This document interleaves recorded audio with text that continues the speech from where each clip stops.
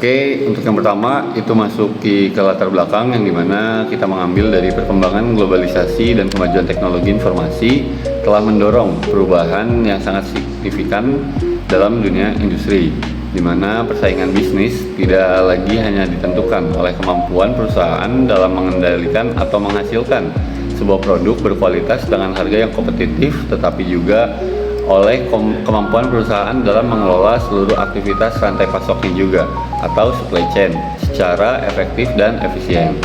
Dalam konteks logistik, implementasi prinsip keberlanjutan diwujudkan melalui penerapan green logistik, yang dimana green logistik ini merupakan satu pendekatan dalam supply chain atau pengelolaan aktivitas logistik yang bertujuan untuk meminimalkan dampak negatif terhadap lingkungan tanpa mengurangi efektivitas dan efisiensi operasional secara persediaan.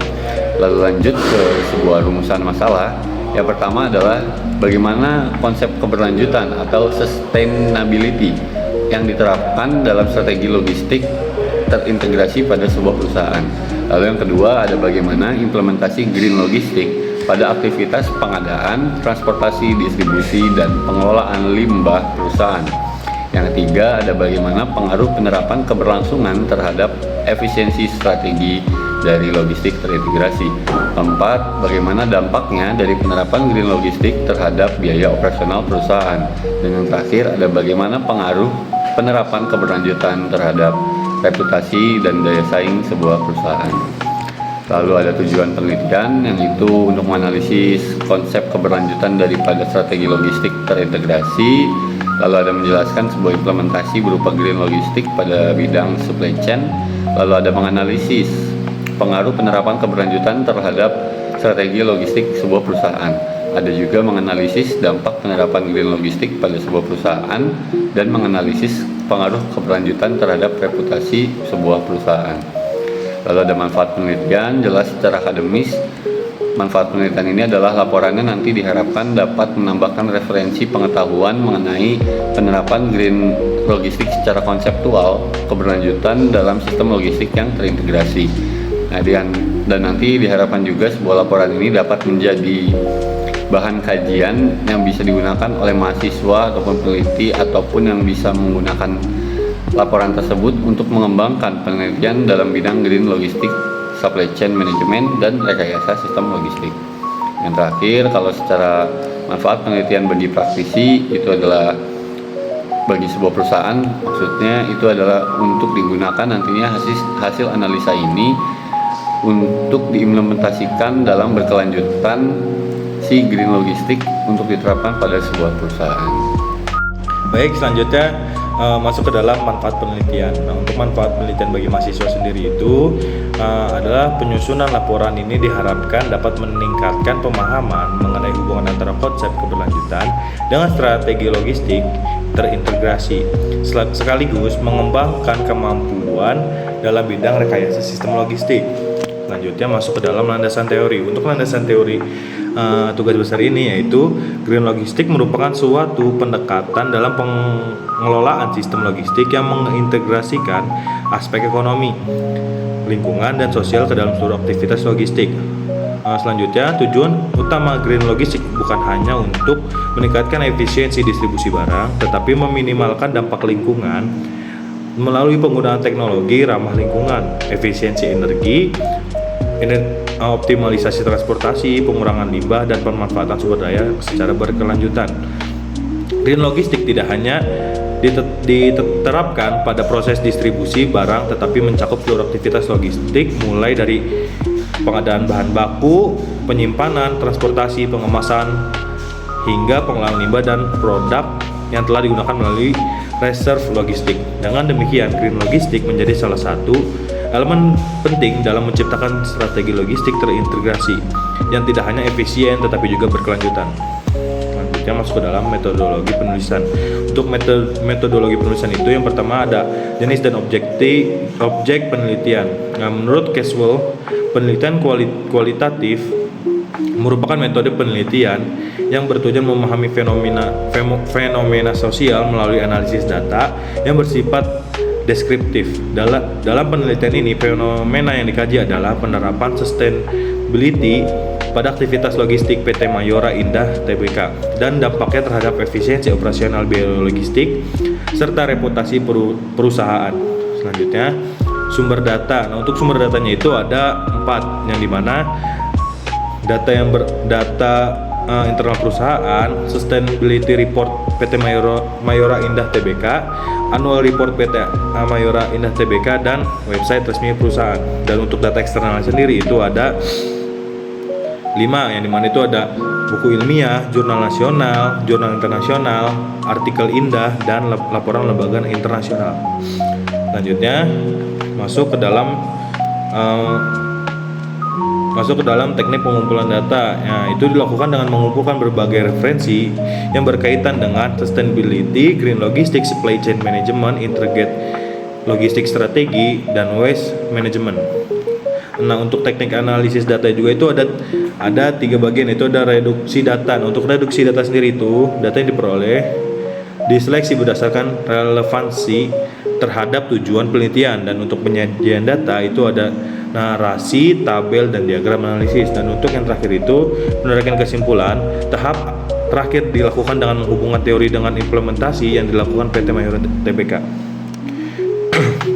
Nah, untuk pembahasannya itu profil dari PT Mayora Tbk-nya itu didirikan pada tahun 1977.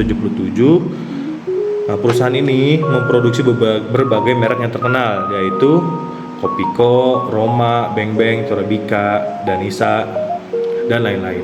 Nah, untuk distribusi produk ini dilakukan melalui jaringan distribusi yang sangat luas sehingga memerlukan sistem logistik yang terintegrasi. Nah, selanjutnya ada pembahasan analisis implementasi sustainability. Sustainability menjadi bagian penting dari strategi bisnis perusahaan. Berdasarkan konsep triple bottom line, implementasi sustainability dilakukan melalui 3 aspek utama, yaitu ada aspek profit, people, dan planet.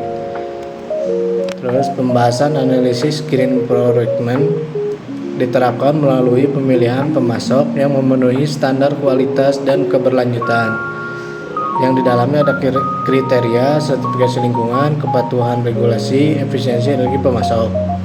Nah, analisis penerapan green procurement memberikan dampak berupa: yang pertama ada peningkatan kualitas bahan baku, yang kedua ada pengurangan risiko lingkungan, yang ketiga ada peningkatan reputasi perusahaan.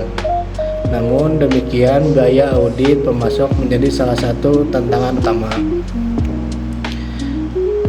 Selanjutnya ada pembahasan analisis green transportation.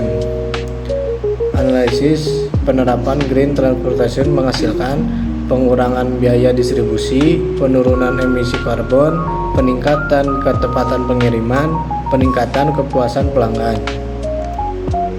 Selanjutnya ada pembahasan analisis green warehousing. Gudang menjadi pusat aktivitas penyimpanan dalam rantai pasok. Yang pertama ada implementasi penggunaan WMS, lampu LED, layout gudang optimal, dan juga sistem inventory digital. Nah, analisis implementasinya menghasilkan peningkatan akurasi stok, pengurangan waktu pencarian produk, pengurangan konsumsi energi, dan juga peningkatan produktivitas tenaga kerja. Nah, oke, baik, selanjutnya terkait daripada analisis green packaging, yang dimana analisis green packaging ini sendiri secara manfaat itu dapat memberikan terhadap sektor ekonomi dan juga lingkungan secara bersamaan. Selain daripada itu, adanya green packaging ini juga ketika sebuah kemasan yang semula itu lebih banyak digunakan hanya 1 kali, tapi dengan ada inovasi green packaging ini bisa didaur ulang ataupun digunakan kembali untuk produk-produk berikutnya. Nah, lalu juga ada mengenai analisis waste management, yang dimana dalam analisis waste management ini sendiri terdapat penerapan 3R yang mampu ataupun memberikan dampak. Yang pertama dapat mengurangi limbah, yang kedua meningkatkan efisiensi sumber daya, dan yang ketiga adalah mengurangi biaya pengolahan limbah. Lalu juga ada dampak sustainability terhadap biaya operasional, yang mana walaupun membutuhkan investasi yang cukup besar, implementasi sustainability menghasilkan penghematan biaya dalam jangka waktu yang panjang. Lalu juga ada terkait dari dampak sustainability terhadap reputasi perusahaan, yang mana ketika sebuah perusahaan menerapkan sustainability cenderung lebih dipercaya oleh konsumen, investor, dan juga pemerintah, sehingga dapat memperoleh keunggulan kompetitif yang lebih baik. Perkenalkan, nama saya Bima Narhuda dengan NRP 213010067. Di sini saya akan melakukan presentasi pada bagian pembahasan, yaitu hasil akhir keseluruhan, yang dimana berdasarkan seluruh pembahasan dapat diketahui bahwa sustainability berpengaruh positif terhadap strategi logistik terintegrasi pada PT Mayora Indah. Pengaruh tersebut terlihat pada yang pertama efisiensi distribusi, yang kedua itu penurunan biaya operasional, yang ketiga itu pengurangan dampak lingkungan, yang keempat peningkatan reputasi perusahaan, yang kelima peningkatan daya saing. Dengan demikian, sustainability bukan lagi sekedar tanggung jawab sosial perusahaan, melainkan menjadi strategi bisnis yang mendukung keberlangsungan perusahaan dan jangka panjang. Terdapat kesimpulan berdasarkan hasil kajian mengenai pengaruh sustainability terhadap strategi logistik terintegrasi pada PT Mayora Indah, dapat disimpulkan bahwa yang pertama, sustainability telah menjadi bagian penting dalam strategi logistik perusahaan. Yang kedua, implementasi green procurement, green transportation, green warehousing, green packaging, dan waste management mampu meningkatkan efisiensi sistem logistik. Dan yang ketiga, sustainability memberikan dampak positif terhadap penurunan biaya operasional melalui efisiensi energi, transportasi, dan pengelolaan persediaan. Untuk yang keempat, sustainability berkontribusi terhadap peningkatan reputasi perusahaan serta kepercayaan konsumen dan investor. Dan untuk yang terakhir, penerapan sustainability mendukung pencapaian keunggulan kompetitif dan berkelanjutan bisnis perusahaan. Terdapat beberapa saran berdasarkan penelitian. Kami memberikan beberapa saran sebagai berikut. Bagi PT Mayora Indah, yang pertama, meningkatkan penggunaan teknologi digital dalam sistem logistik. Yang kedua, mengembangkan kendaraan distribusi rendah emisi. Yang ketiga, memperluas program pengurangan limbah dan daur ulang. Dan yang terakhir, meningkatkan kolaborasi dengan pemasok berkelanjutan. Bagi akademisi, yaitu yang pertama, mengembangkan penelitian menggunakan data primer, yang kedua, mengukur pengaruh sustainability menggunakan metode kuantitatif, dan yang terakhir, membandingkan implementasi green logistik antar perusahaan FMCG. Dan yang terakhir, bagi mahasiswa, yang pertama yaitu memahami pentingnya sustainability dalam logistik modern, yang kedua, mengembangkan kompetisi di bidang supply chain dan green logistik, dan yang terakhir, mengikuti perkembangan teknologi logistik berkelanjutan. Sekian presentasi dari kelompok kami. Mohon maaf bila ada kesalahan. Wassalamualaikum warahmatullahi wabarakatuh.